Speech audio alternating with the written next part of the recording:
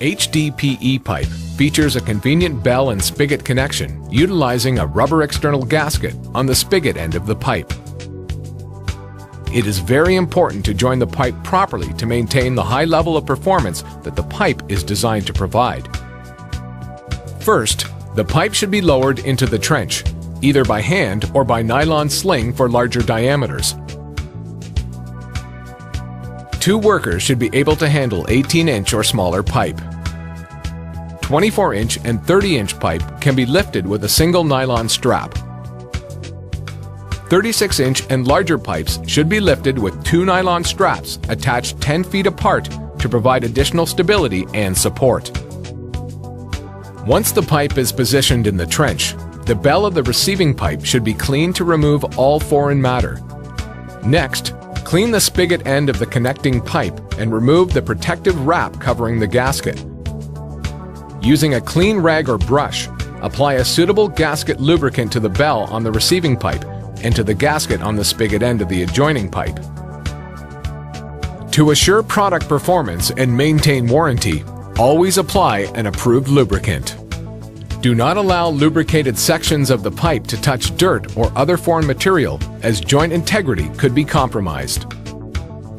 Now that the pipe is lubricated and aligned, it is ready to be assembled.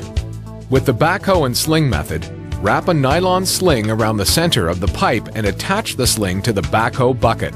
Carefully pull the spigot squarely into the bell of the receiving pipe. It is important to maintain a low insertion angle less than 1.5 degrees to avoid misalignment. Other installation methods require pushing on the bell end of the pipe being inserted. An installation stub is required for these methods to avoid damage to the bell and to provide a solid point to apply pressure during assembly.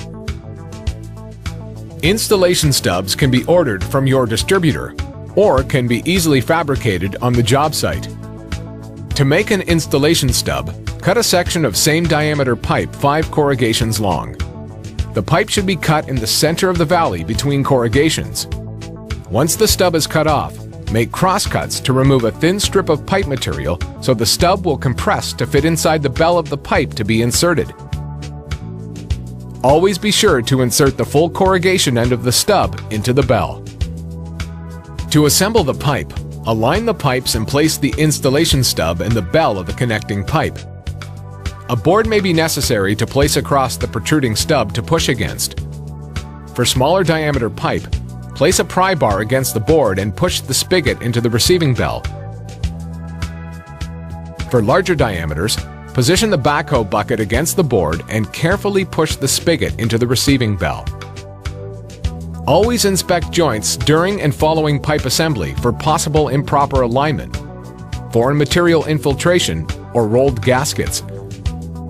Failure to correct any of these conditions will compromise joint integrity. Sometimes, a pipe must be shortened on the job site. Fabricating pipe in the field is a quick and simple procedure. Begin by cutting the pipe to the desired length. Be aware that 12-inch and larger diameter pipe has a reduced diameter bell and spigot end. One or both of these ends may need to be removed to ensure proper joining of the pipe to a replacement coupler on a fitting. Always cut the pipe in the center of the valley between corrugations. Remove all burrs from the cut edge of the shortened pipe. A replacement coupler, referred to as a bell-bell coupler, comes with a double bell and 2 gaskets.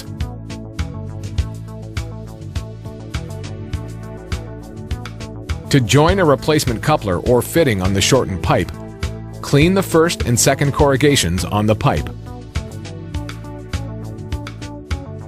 Hold the gasket with the writing facing you. For an over-the-crown or saddle gasket commonly seen on 42-inch and larger sizes, position the gasket over the crown of the first corrugation, starting at the bottom and working upward. For a valley gasket, work the gasket into the valley of the first corrugation, starting at the bottom, pulling up. Once installed, the writing on the gasket should be facing up and out toward the end of the pipe. It is important that the gasket is seated properly. Failure to do so will compromise joint integrity. Prior to assembly, create a homing mark with a crayon or marker on the pipe. The inside length of the bell on the coupler or fitting should be measured to determine the location for the homing mark on the pipe. The bell of the replacement coupler or fitting should align with the homing mark on the pipe when assembled. Once the gasket is installed on the pipe, clean and lubricate the gasket on the pipe and the bell on the replacement coupler or fitting. Take care to keep lubricated areas from touching dirt or other foreign matter. Always be sure to clear away bedding and backfill around and under the joint area when joining a fitting or replacement coupler to pipe in the trench. Pushing a bell onto a pipe in the trench could easily collect debris if the area is not cleared prior to assembly. Align the pipe with the coupler or fitting. Place an installation stub in the other end of the coupler or fitting and position a board across the protruding stub. Use a pry bar or carefully use the backhoe bucket to push the coupler or fitting onto the pipe. Always inspect the joint during and following assembly for possible improper alignment, foreign matter infiltration, or a rolled gasket. Failure to correct any of these conditions will compromise joint integrity.